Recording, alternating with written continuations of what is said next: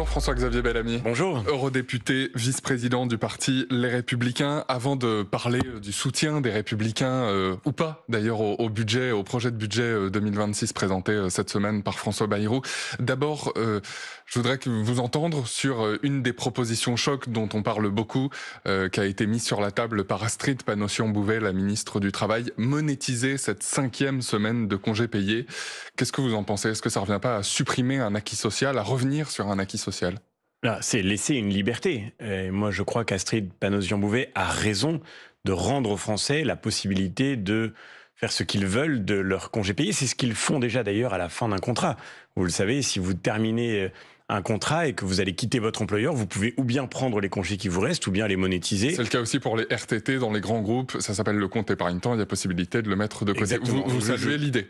Vous êtes plutôt favorable? C'est une mesure de souplesse, de flexibilité. Je ne crois pas que ce soit là que se trouve le débat principal et je crois qu'on a le droit de rendre aux Français la liberté qu'ils méritent. Donc, à négocier avec les partenaires sociaux, que vous encouragez plutôt dans cette voie. Est-ce que la suppression des 2 jours fériés dont on a beaucoup parlé vous choque davantage ou pas? François Bayrou a dit, par exemple, le lundi de Pâques et le 8 mai. Là encore, est-ce que c'est pas une fausse bonne nouvelle quand même? Pour moi, le grand problème, c'est qu'aujourd'hui, le Premier ministre a raison de toucher du doigt la crise que la France traverse et cette dette que nous dénonçons depuis très longtemps. Nous sommes la seule famille politique à n'avoir jamais cessé d'alerter sur le danger que représentait cette dette qui pèse sur nos têtes. Mais le problème, c'est qu'aujourd'hui, pour réussir à affronter cette menace, il faut sortir de tous les travers d'un État dysfonctionnel. Et un jour férié, c'est un travers d'un État dysfonctionnel? Le vrai grand problème, c'est qu'à travers la suppression de ces 2 jours fériés, pour moi, on demande aux gens qui travaillent déjà de contribuer à continuer d'alimenter cet État qui ne fonctionne pas. En fait, quand le Premier ministre dit que les Français ne travaillent pas assez, c'est un constat qui est largement partagé.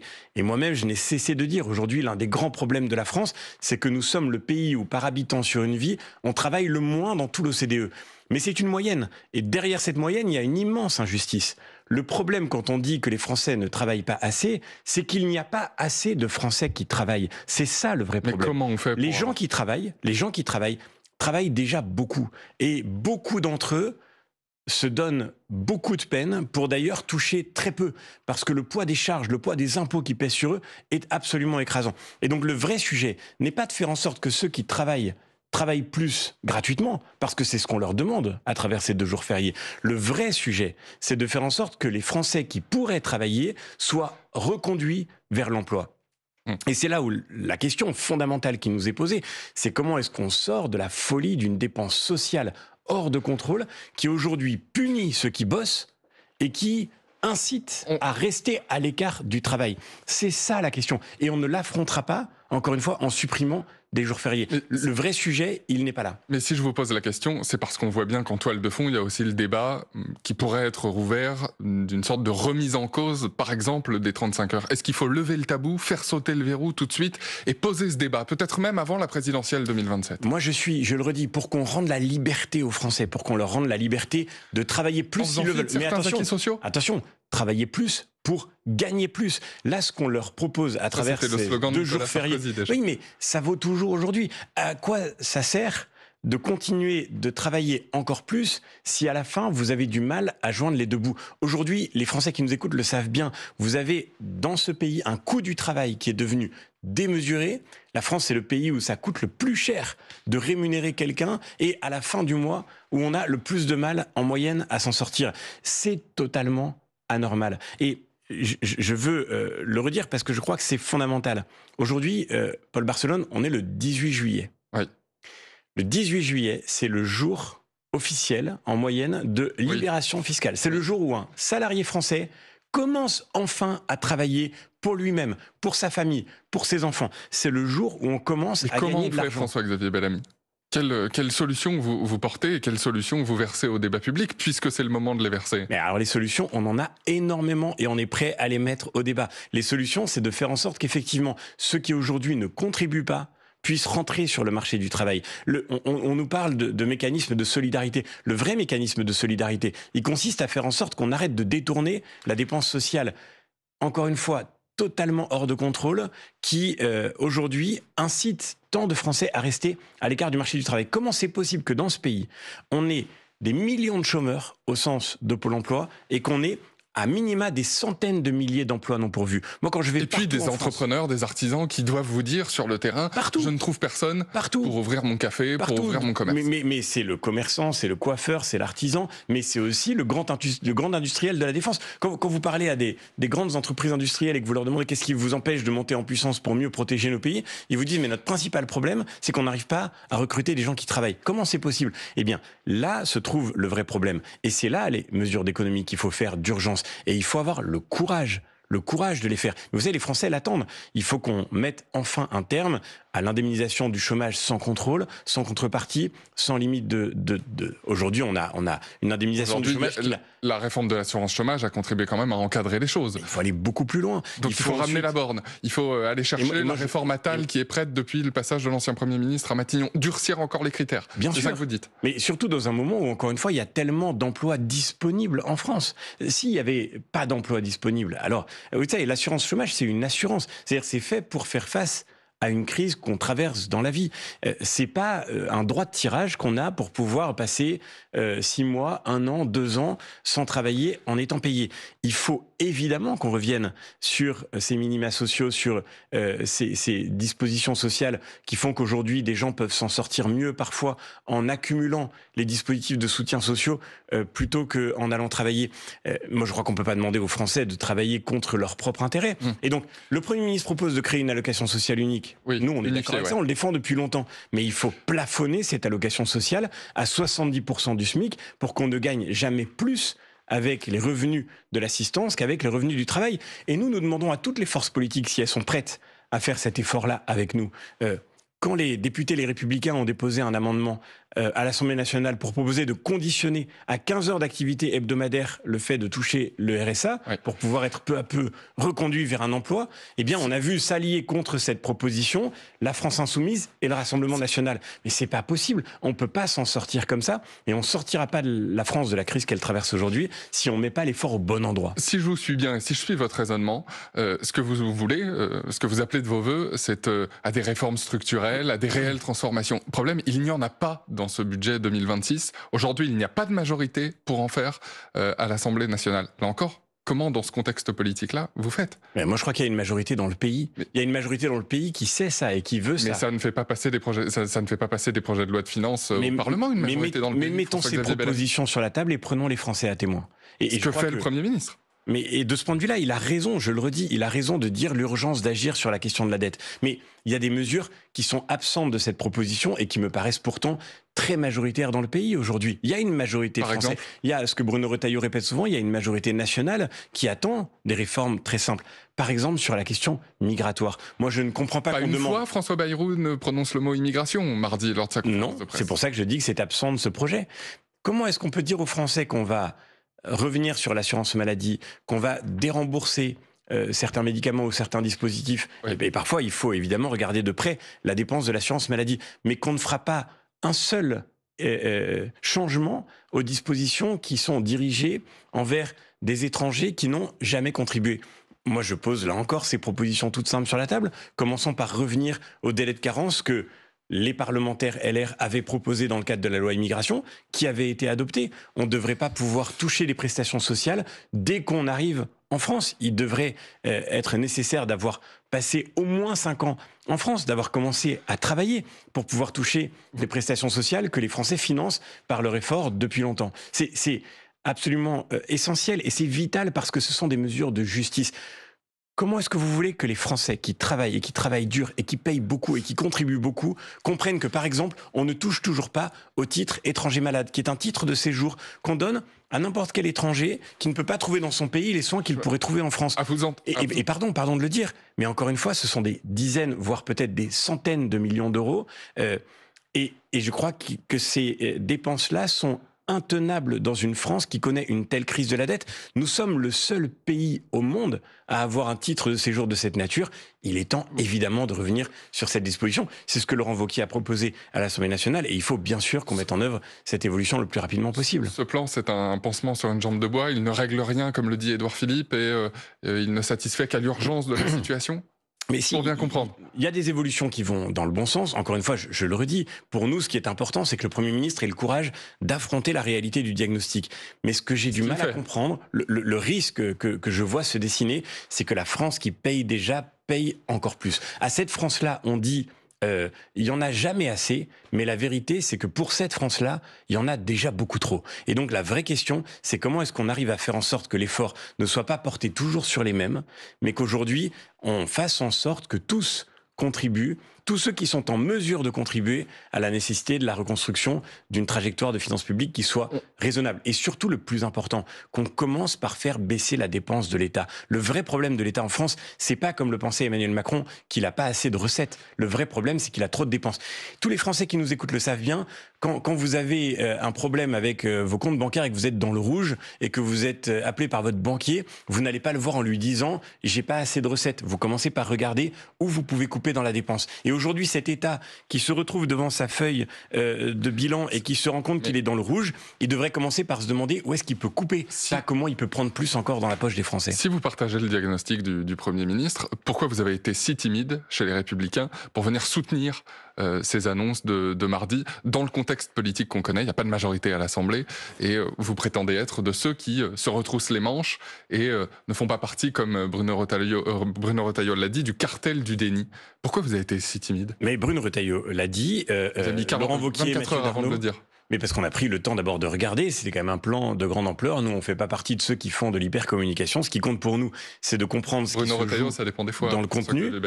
Non, je crois que tous les Français reconnaissent justement que, et c'est ce qui fait que tant de Français lui font confiance, il parle, nous parlons avec le sérieux qu'impose des questions de cette nature. Mais vous savez, on n'a pas attendu cette conférence de presse, nous, pour parler des questions de dette et de déficit. Ça fait des années qu'on en parle. En 2017, on soutenait un candidat qui disait que la France était en faillite et qu'il était temps de redresser les comptes publics. Cette campagne, elle était courageuse par le diagnostic qu'elle portait. Malheureusement, en 8 ans, on a vu le dérapage de nos finances publiques s'aggraver de 1000 milliards d'euros avec Emmanuel Macron. Parce que le Covid est passé par là, parce que la guerre en Ukraine, parce que la crise énergétique, vous savez tout ça. Non, pardon. Les 1000 milliards d'euros, ils sont dus pour une part très réduite à ces crises. Et la meilleure preuve de cela, Paul Barcelone, c'est que ces crises-là, elles ont été traversées par tous les pays européens.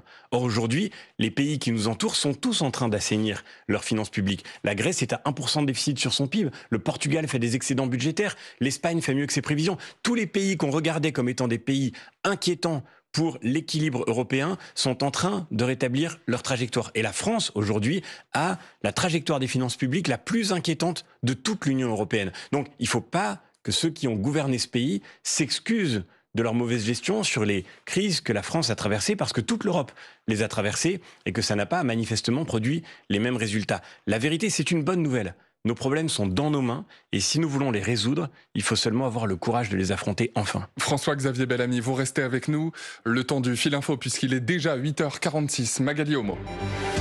On l'apprend à l'instant, Serge Atlaoui, 61 ans, va être libéré aujourd'hui. 20 ans qu'il est derrière les barreaux. Cet ancien condamné à mort en Indonésie pour narcotrafic avait été transféré en France en février dernier.